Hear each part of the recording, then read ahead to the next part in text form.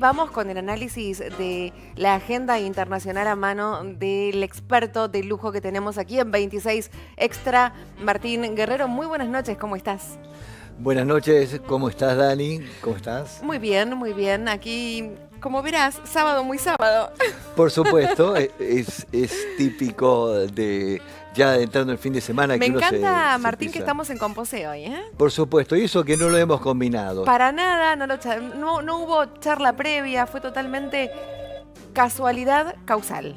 Ah, Yo digo, no existen las casualidades, Martín. Y Para mí son causalidades. a las pruebas me remito, mirá, estamos en Composé con Bordeaux Sí, me para encanta. esta noche de madrugada del sábado. Color muy de tendencia en esta temporada, ya que metemos un poquito de moda y de tendencia, por supuesto, el color Malbec.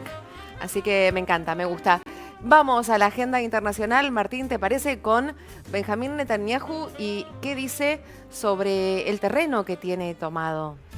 Por supuesto, vemos que, digamos, el aspecto de Netanyahu es una persona muy dinámica que se desenvuelve en distintos tipos, digamos, de gestiones políticas. Esta vez vamos a hablar casualmente de lo que es Gaza hoy, qué es lo que está pasando, cómo es esta parte, digamos, del territorio que mientras los políticos, para que se entienda, tratan de hacer esfuerzos denodados como para que se alivie un poco la presión de la guerra, para que se puedan flexibilizar determinadas cuestiones armamentísticas, también tomemos en cuenta la gran cantidad de civiles que viven en la franja y que necesitan la ayuda humanitaria.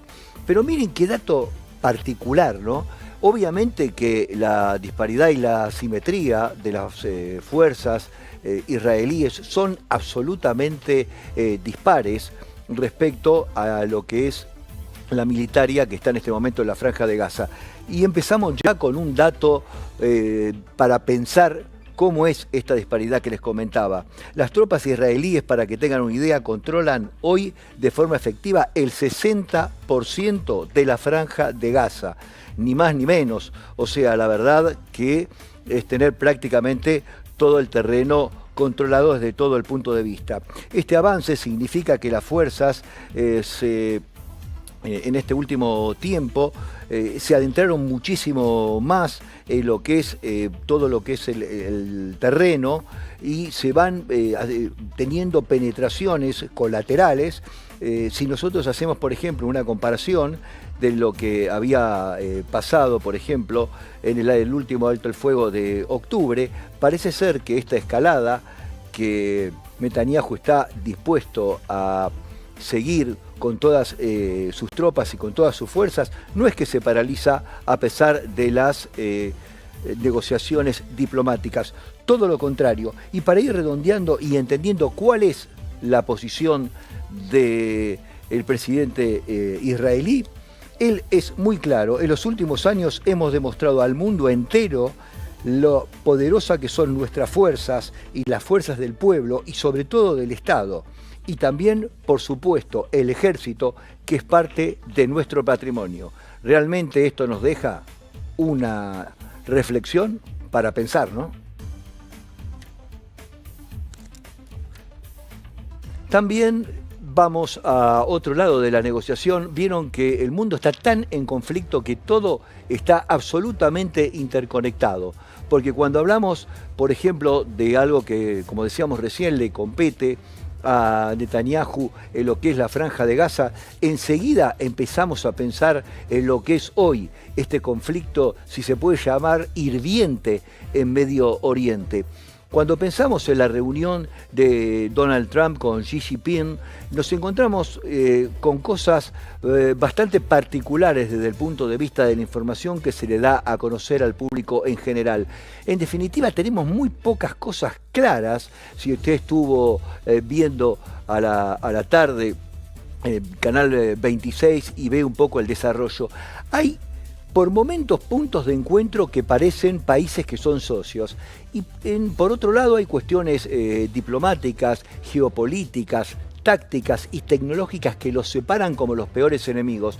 Esto para el hombre de a pie y para nosotros que intentamos tratar de bajar a la tierra estos diálogos son bastante confusos, pero para proponerles un dato más claro, el primer ministro, digamos,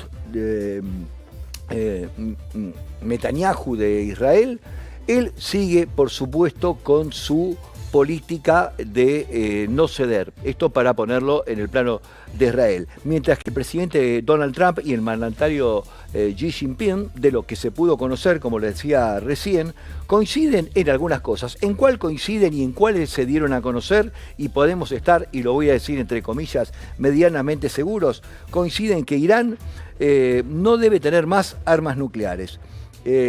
Por otro lado, tanto Xi Jinping como Donald Trump coinciden también en reabrir el estrecho de Hormuz lo antes posible, obviamente porque esto pone en vilo al mundo entero por el tráfico de hidrocarburos y también el hecho de poder quitarles también el poder que todo esto les genera, porque como hablábamos estos días, como ahora se está cobrando para poder pasar por ahí, Irán no quiere ceder a ese dinero que está recibiendo, que realmente es mucho y lo necesita para poder rearmarse y sostener lo que es la cuestión táctica, geopolítica del lugar. Entonces, ¿qué es lo que están haciendo? Xi Jinping, por un lado, para ir cerrándole, quiere, al igual que Trump, que se reabra Hormuz lo antes posible para que se pueda normalizar todo lo que son los combustibles que hoy mueven al mundo.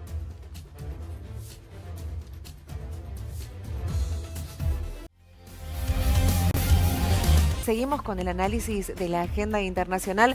Hablamos, Martín, de Cuba, de Trump. ¿Qué está pasando? Sabemos que hay una gran tensión en lo que a este asunto respecta.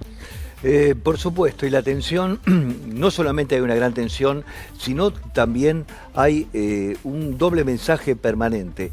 Para entender un poco de qué se trata y en qué posición en este momento está Cuba, por un lado sabemos que hay digamos una asfixia tremenda por parte de Washington sobre La Habana. Esto se produjo, por supuesto, con la captura de Maduro cuando le cortó los combustibles a Cuba, y esto por supuesto produjo una paralización casi total de lo que es la industria y creando, por ejemplo, economías que ya estaban en crisis, como era la cubana, terminándola casi de disolver. ¿Por qué digo que esto es un juego o una doble vara?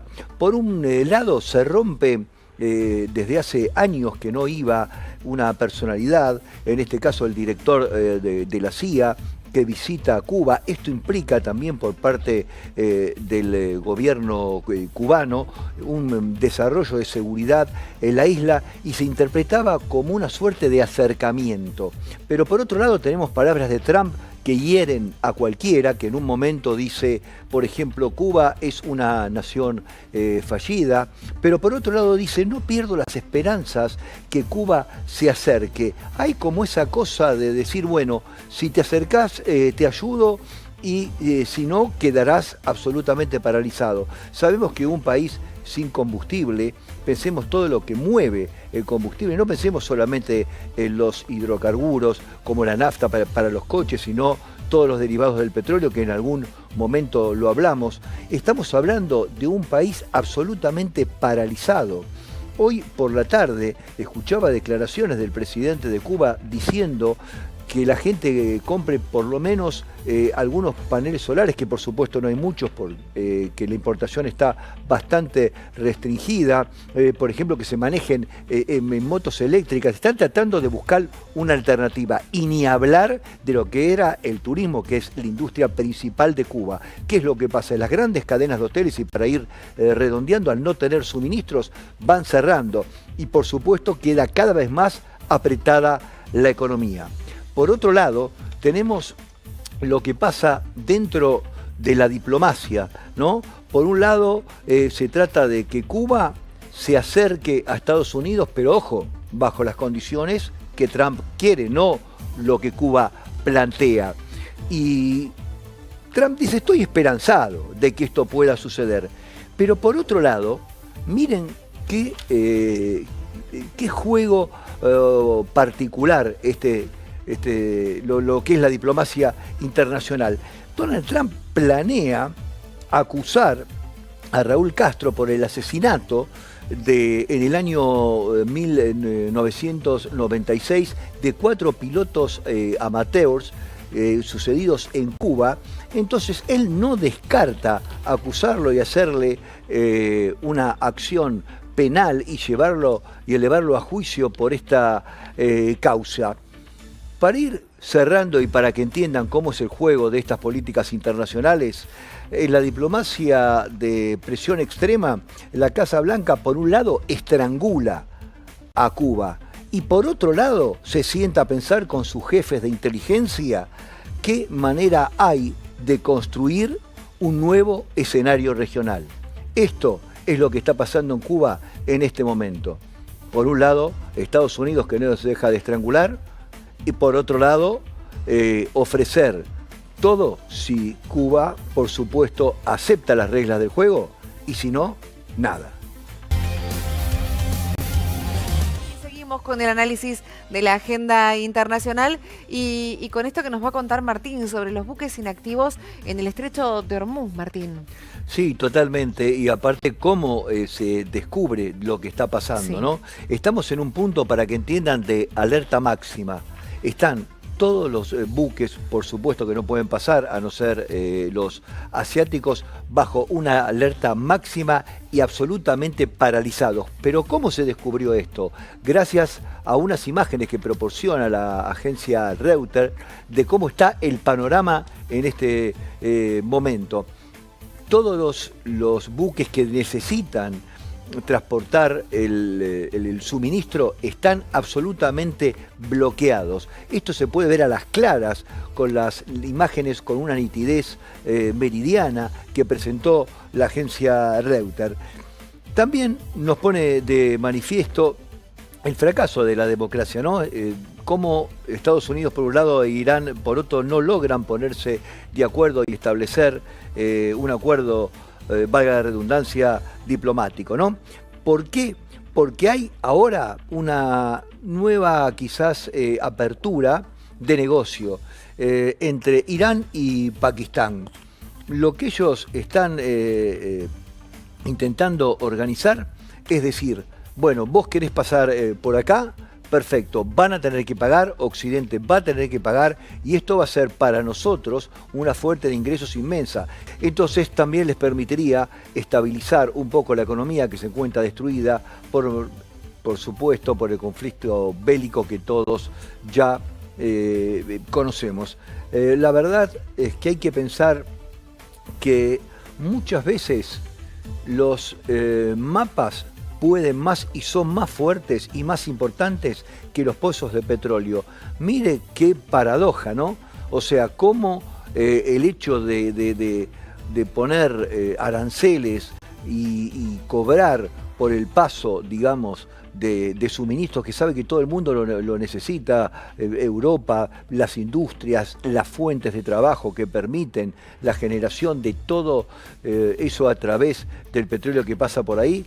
Si quiere pasar, pague. Esa es la consigna.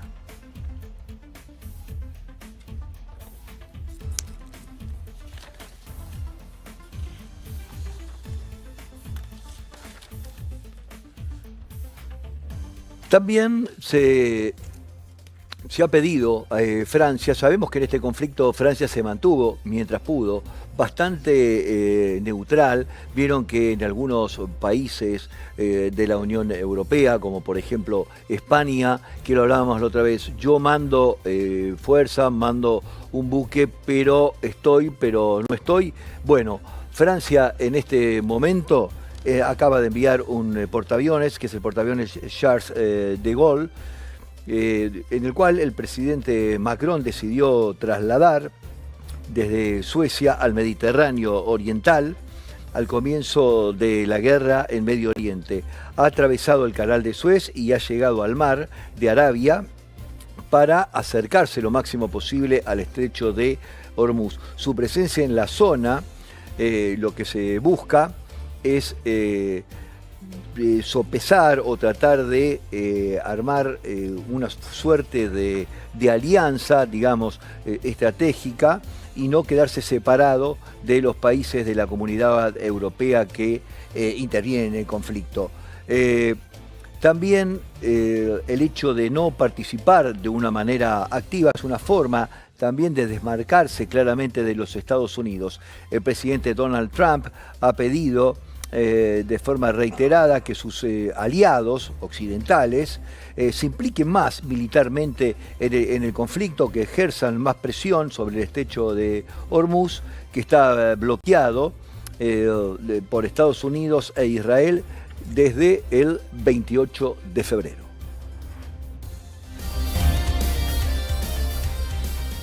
Y seguimos con el análisis internacional, por supuesto, de la mano de Martín, hablando del intercambio de prisioneros que habrá entre Rusia y Ucrania. Martín. Sí, la verdad que eso es una noticia bastante alentadora, que habrá Dani, que ya hubo un giro humanitario inesperado en medio de la guerra en el este europeo. Moscú y Kiev han negociado subrepticiamente en esta paz que hay que tomarla entre comillas, la liberación de 205 prisioneros de cada lado. La verdad que esto marca un hito o un acercamiento de cómo la democracia va trabajando, aunque haya guerra, para poder hacer esta suerte de pactos humanitarios. Todavía faltan muchísimos más, se supone, según trascendidos, que va a haber una liberación un poquito más importante, de alrededor de 1000 prisioneros. Pero, ¿qué es lo que comentó hoy el Ministerio ruso? Que estos 205 prisioneros que fueron liberados serán llevados a Bielorrusia para darle las primeras asistencias psicosociales, psicológicas, para hacer una evaluación sobre la salud y ver en qué condiciones están esta gente. Todo esto también es producto de lo que es la mediación que tuvo por su parte diferentes diplomáticos que están apoyando todo lo que son estas tareas humanitarias por el momento. Quien intervino y que jugó un rol sumamente importante en esta mediación fueron los Emiratos Árabes, que se pusieron medianamente de acuerdo con los diplomáticos de ambos países para que esto se pueda efectuar. Este tipo de acercamientos humanitarios tratan de limar determinadas asperezas, sobre todo en presiones que tienen con organizaciones internacionales humanitarias que exigen la liberación de los prisioneros. Pensemos que los prisioneros, para que tengan una idea, están, por lo menos el dato concreto que se sumó hoy, están desde el año 2022, desde que comenzó el conflicto, presos en Rusia, e imagínense que no están en las mejores condiciones, por eso se los lleva a distintos lugares para que se puedan recuperar tanto su salud como el aspecto psicológico, ¿no? En una guerra, para ir redondeando, el desgaste total no es solamente todo lo que implica el armamento, sino también qué es lo que pasa con los hombres. Este tipo de actitudes provocan como un alivio, digamos, en el plano humanitario, y lo que hace es bajar medianamente la tensión política.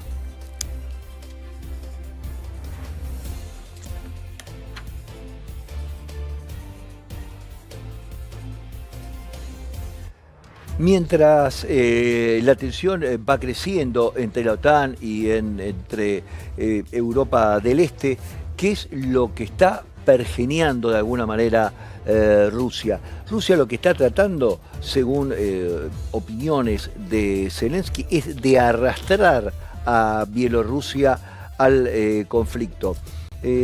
Tomemos en cuenta que Bielorrusia y los países limítrofes, muchos de ellos forman parte de la OTAN, y entonces esto causaría el ataque, digamos, de alguno de estos países, lo que provoca es un agravamiento del conflicto bastante importante, ¿no? El gobierno de Ucrania confirmó también tener conocimiento certero de que hay contactos muy fuertes entre el mandatario bielorruso con el objetivo, por supuesto, de que se sume activamente al conflicto. Bielorrusia tiene también un gran poderío misilístico que podría aportar, como misiles ultrasónicos y otras aparatologías armamentísticas para la guerra. Como les decía, el problema, para que se puedan orientar en el mapa cómo está situado esto: al este está Polonia, Lituania y Letonia, que son por supuesto países que componen la OTAN, y al sur, para que tengan una idea cómo es el mapa, comparte frontera con Ucrania. Pensemos, y para ir cerrando, que el líder bielorruso es uno de los que está más cerca de Putin. Podríamos decir que es un aliado, o sea que no sería, digamos, una gran sorpresa si se puede lograr que se fusione Bielorrusia y a la guerra, y esto también sería, por supuesto, un alivio para Putin, el hecho de poder contar con un país más para poder apretar y estrangular de esa manera a Ucrania, y en el momento de poder, si esto llega a buen fin, de poder negociar una salida pacífica, poder tener una mayor presión en el terreno. Hay que pensar una cosa: en muchos momentos, y se lo dejo para reflexionar, la geografía de los países se convierten en una filosa arma de guerra.